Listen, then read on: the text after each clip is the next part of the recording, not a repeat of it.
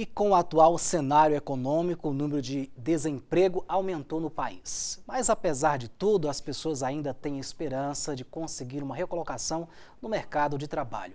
E a internet pode ser uma boa aliada nessa hora. O que não falta por aí são sites de empregos.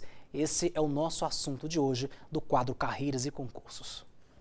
Todos os indicativos mostram que o mercado de trabalho no Brasil já não é mais o mesmo que há alguns anos atrás. Segundo o IBGE, no mês passado, havia 1.900.000 pessoas desocupadas nas 6 principais regiões metropolitanas do país. Diante deste cenário preocupante, a internet é considerada hoje uma importante ferramenta. São vários sites que oferecem bancos de cadastros de currículos que ajudam nesta busca por um emprego. O desafio é saber como se preparar e como evitar erros na hora de encaminhar seu currículo. Para saber mais detalhes de como utilizar a internet na hora de fazer um cadastro e enviar o currículo, converso agora com a especialista em recursos humanos, a Poliana Landim. Boa tarde, Poliana. Obrigado mais uma vez pela presença aqui no TJ Goiás. Boa tarde, eu que agradeço o convite. Poliana, bom, como então preencher esse currículo, né? De que forma, qual é a melhor forma para se apresentar aí? Então, na hora de elaborar o currículo, é interessante a gente pensar, o candidato pensar quais são as verdadeiras atividades que ele tem experiência.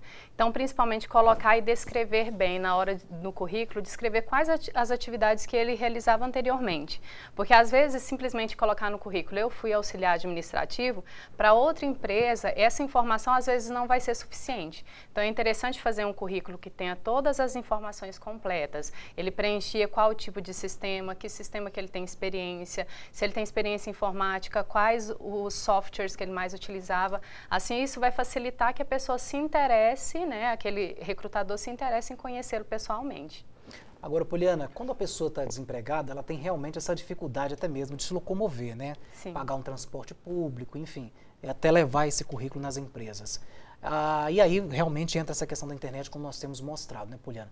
Mas se puder levar ainda na empresa, é interessante? Hoje, na área de recrutamento e seleção, nós utilizamos pouco essa atividade de entregar o currículo pessoalmente. Hoje ainda é utilizado mais para cargos operacionais, às vezes um auxiliar de serviços gerais, auxiliar, né, ajudante de uma maneira geral, eles ainda levam, recebem esse currículo pessoalmente, aproveitam e fazem uma entrevista. Mas o que é mais utilizado hoje é o que a gente chama de recruitment, que é esse recrutamento online. Então, raramente um recrutador tem essa disponibilidade para atender a pessoa que está levando um currículo naquele momento. Então, como dica, a gente sempre pede para a pessoa encaminhar esse currículo em formato eletrônico, né, encaminhar por e-mail, para que realmente a pessoa analise o currículo anteriormente, veja o quanto está adequado para a vaga e convide para uma entrevista. Então, é sempre encaminhar para aquela vaga que já foi anunciada dar mais resultado. Ô, Poliana, vale a pena, então, por exemplo, a pessoa procurar um outro cargo, uma outra recolocação, diferente da anterior? Interessante essa pergunta, porque até ela está relacionada a um grande erro no momento de procurar o emprego, que é às vezes eu mandar currículo para vagas de uma maneira geral. Às vezes eu não tenho experiência, mas achei o salário interessante e como eu estou desempregada, eu preciso daquele cargo, né, eu preciso daquela vaga. E isso a gente já tem pesquisas que mostram que isso não tem tanta efetividade.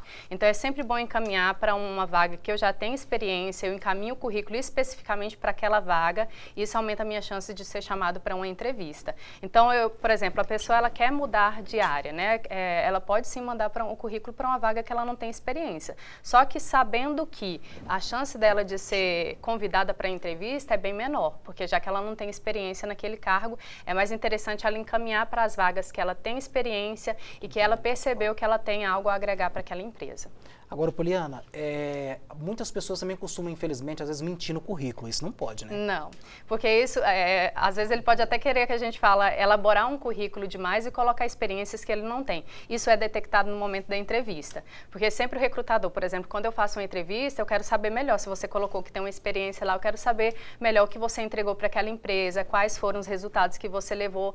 E isso tem algumas formas, né? O recrutador com experiência, ele percebe quando a pessoa está mentindo. Então, colocar colocar algo que não tem experiência só para ser chamado para entrevista acaba gerando um descrédito. Às vezes, se ele colocar a verdade, for chamado para uma entrevista, pode ser que ele não tenha o perfil para aquela vaga que foi anunciada, mas o recrutador, pela forma honesta dele ser, de demonstrar quem ele realmente é, o recrutador às vezes percebe que ele tem o perfil de uma outra vaga. A gente percebe também, né, Poliana, que a internet pode ser uma aliada, como nós estamos falando e mostrando, mas se não for utilizada de forma correta também pode ser uma grande vilã. Perfeito. E inclusive parece que as empresas hoje estão de olho nos perfis de redes sociais das pessoas, né? Tem gente que comenta, curte ou compartilha aquilo que não deveria fazer, né? Tem que ter cuidado com isso. Tem sim, é uma dica sempre importante da gente relembrar essa questão do uso das redes sociais. Hoje na área de recrutamento e seleção a gente utiliza muito avaliar as redes sociais, né? Então às vezes quando eu avalio, eu tenho candidatos finalistas, eu quero saber qual é o que mais se adequa à minha empresa, pode ser que eu vou lá na rede social avaliar o que ele posta, o que ele coloca, para ver o quanto isso é compatível com a vaga que ele está concorrendo aqui na minha empresa. Então, é sempre bom a gente pensar que tudo que eu posto nas redes sociais, as pessoas vão ver em um determinado contexto. Então, eu preciso entender que aquilo ali reflete os meus valores, reflete quem eu sou enquanto profissional, e se isso não é adequado para aquela vaga que eu estou concorrendo, vai ser muito mais prejudicial para a minha recolocação do que favorecer. Então, a gente sempre pede para a pessoa pensar, olha, tudo que você coloca numa rede social, pense que você está colocando um outdoor no meio da sua cidade. Se você tem coragem de colocar isso no outdoor, significa que está adequado. Se não, é melhor não colocar, né? Deixa para um grupo mais particular, deixa para brincar com os amigos de uma maneira mais particular, porque isso não é tão interessante nessa recolocação profissional. Agora, muitas pessoas preenchem esse currículo, entram na internet, esses sites, e já entra e já vai preenchendo ali, né? Às vezes não tem muita noção. É interessante buscar, de repente, uma ajuda, uma consultoria, até para não colocar coisas que realmente não vão não vão ajudar? Sim, porque quanto melhor elaborado esse currículo, mais chances de recolocação essa pessoa tem. Então, é sempre interessante. Se eu não sei se eu coloco aquela informação ou não, pergunte a uma amiga.